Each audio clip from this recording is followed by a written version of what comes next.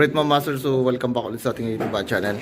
So bali today yung ginagawa rito, kinakasal na rito yung ating folding na hagdan para dito sa papuntang rooftop. Ayan. So kinakasal na ni Foreman, so tinetesting na nila. Ayan, so binabanat na. Ayan. So ayan. Ayan, ito yung folding na hagdan na natin. Yan pala yun. Mamaya ha.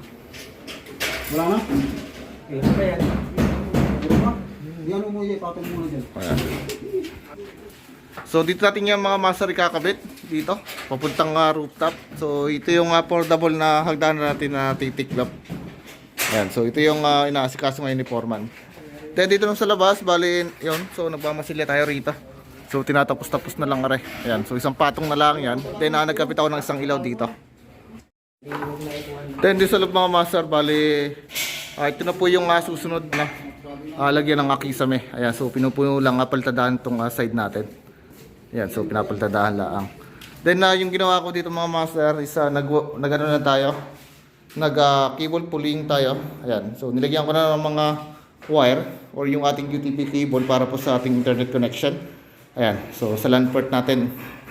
So bali apat dito sa taas, meron siyang internet port.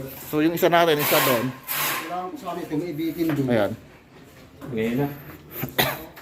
Then meron tayo sa kwarto, dalawa. Ayan, so isa rito. At saka isa pa rito. Okay? So baba tayo. So dito naman sa baba mga master, bali, ayan. So minamasil yung kanina ito ng isang ating skill. So yung mga ating yan, kisame. Yan. Then starting sila ngayon dito ng pagkikisame sa labas. Ito, mga master. Yan, so ito naman yung nililiaut nila ngayon. So nagtalagay na sila rito ng angle. Ayan. So plain lang po yung kisame natin dito. Okay? So yun lang muna mga master.